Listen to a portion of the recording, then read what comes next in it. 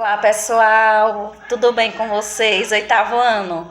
Hoje nós vamos dar continuidade ao nosso assunto, da aula passada, que é sistema circulatório.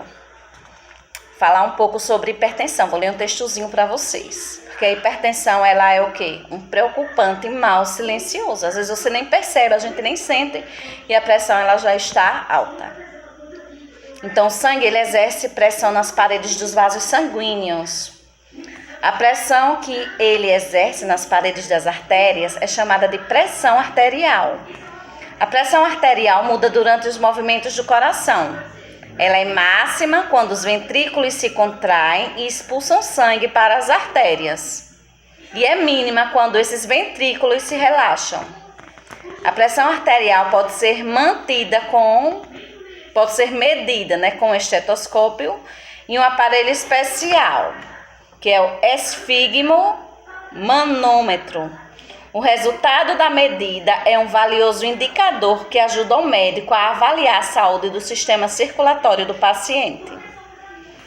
Variações de pressão arterial são comuns ao longo do dia. O menor valor da pressão arterial ocorre normalmente durante o sono e tende a aumentar consideravelmente em atividades físicas ou em consequência de fatores emocionais, tais como medo, tensão e estresse.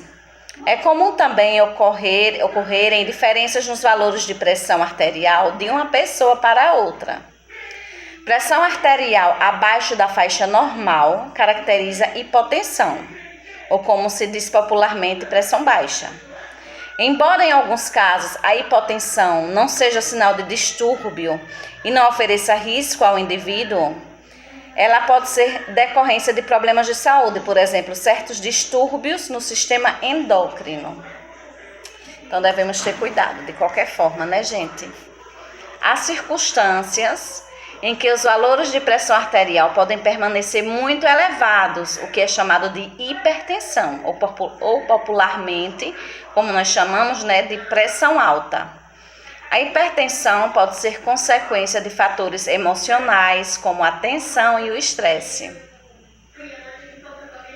ou de problemas de saúde, como determinados distúrbios no sistema urinário, no sistema endócrino. Também está relacionada a outro sério problema circulatório, a aterosclerose, que será estudado mais à frente, que pode conduzir a ataques cardíacos e a derrame cerebral. Em geral, a hipertensão não manifesta sintomas, até que os distúrbios causados por ela se desenvolvam. Por causa da ausência de sintomas, muitas pessoas não sabem que são hipertensas e não consultam o médico, Não vão consultar o médico. Atualmente existem tratamentos que ajudam a manter a pressão arterial sob controle. Exato, tem remédio, gente, é só tratar. Atualmente existem tratamentos, que ajudam a manter a pressão sob controle, e um acompanhamento médico periódico da pressão arterial pode revelar problemas no sistema circulatório. É melhor tratá-los antes que se agravem. Se a pressão arterial estiver sob controle, alguns riscos à saúde são afastados. É como diz o ditado popular: prevenir é melhor do que remediar. Bem melhor mesmo, gente. Então vamos lá, dando continuidade com frequência cardíaca e eletrocardiograma. Por exemplo, vamos estudar sobre isso agora, Para medir a pulsação de uma pessoa, deve-se colocar uma artéria próxima à superfície do pulso ou do pescoço. Deve-se localizar, na verdade, Uma artéria próxima à superfície do pescoço, ou próxima na superfície do pescoço ou no pulso, Costuma medir no pulso. Uma das maneiras mais simples de fazer isso é utilizar a mão para localizar a artéria e contar quantas vezes essa artéria pulsa por minuto. Cada pulsação corresponde a uma contração do ventrículo esquerdo bombeando sangue nas artérias. A pulsação indica a frequência cardíaca, ou seja, o número de batimentos do coração a cada minuto. Você vai palpar, e vai procurar a artéria.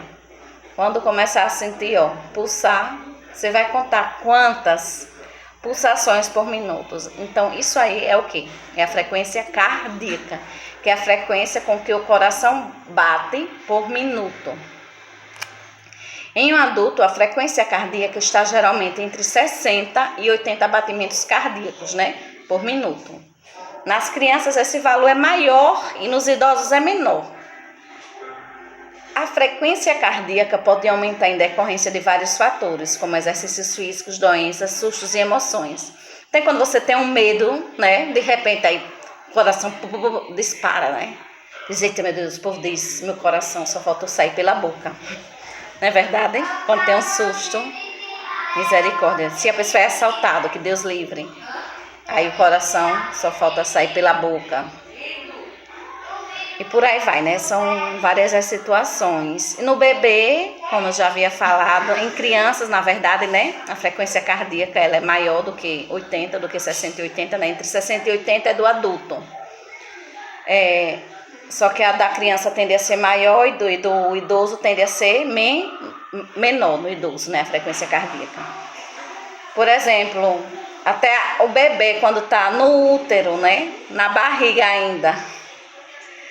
Meu filho aqui me olhando e eu lembrando, porque quando eu estava grávida dele e da minha filha também, Quando a gente vai lá para o médico e vai fazer o exame, a ultrassom, é uma emoção muito grande quando a mãe escuta aqueles batimentos cardíacos bem rápido mesmo. A pessoa diz Ave Maria. É um barulho tão grande, mas é super emocionante. Mas vamos lá, gente. Quando o coração é auscultado com o auxílio de um estetoscópio, pode-se perceber uma sequência regular de ruídos, que é produzida pelo fechamento periódico das válvulas do coração. Ao auscultar o coração, o médico verifica se o ruído do fechamento das válvulas está normal. Quando uma ou mais válvulas apresentam problemas, o som rítmico dos batimentos cardíacos é alterado. Um cardiologista consegue perceber essa alteração e usá-la para diagnosticar problemas no coração. Para detectar a presença de distúrbios cardíacos, os cardiologistas também fazem uso dos eletrocardiogramas, que um eletrocardiograma é um registro em papel de atividade elétrica do coração, feito por uma máquina especialmente projetada para isso. Certo? Espero que estejam entendendo, compreendendo até aqui. Quem aí já fez eletrocardiograma? Eu já fiz vários exames do coração, minha gente, mas graças a Deus, até o momento, não tenho nada. Espero que vocês também não.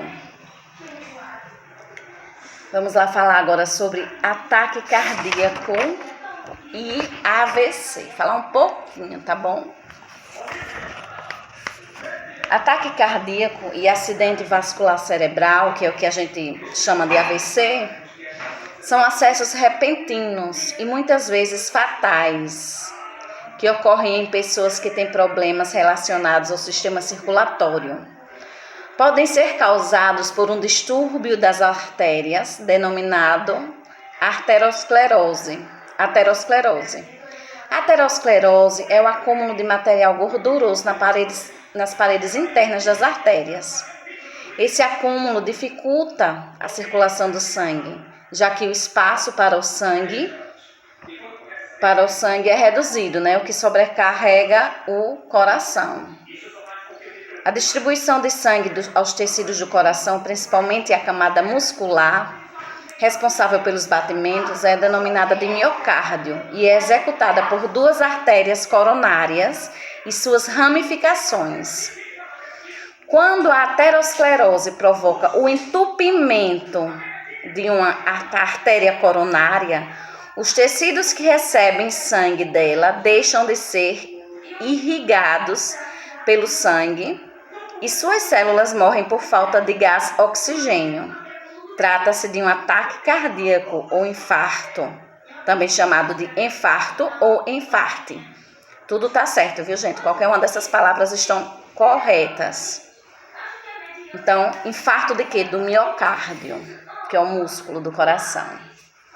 Durante o qual o indivíduo sente fortes dores no peito e às vezes no pescoço, nos ombros e nos braços. Então devemos estar atentos, né, ao funcionamento do nosso corpo. Se sentir dor no peito, no pescoço, nos ombros, nos braços, não deve deixar passar despercebido esses sintomas, porque esse problema, gente, pode dar em qualquer idade, né? Não é só nos idosos, não. Ninguém está livre. Quanto mais células musculares do coração morrerem durante o ataque, maior a sua gravidade e mais difícil será a recuperação do indivíduo. Então é por isso que é importante, a qualquer um desses sintomas, procurar um atendimento médico mais próximo. Porque quanto mais é socorrido rápido, né, há uma chance maior de sobrevivência, né, porque no hospital vai ter os cuidados médicos necessários. Há técnicas para ajudar a normalizar o fluxo de sangue para os tecidos do coração. Uma delas é a desobstrução da artéria, procedimento conhecido como angioplastia. Outra técnica é a ponte de safena, uma cirurgia na qual se retira um pedaço de uma veia da perna, a safena, e faz-se com ela uma ponte no coração, que liga o local que deixou de receber sangue diretamente à aorta e permite estabelecer um fluxo de sangue direto até o local afetado.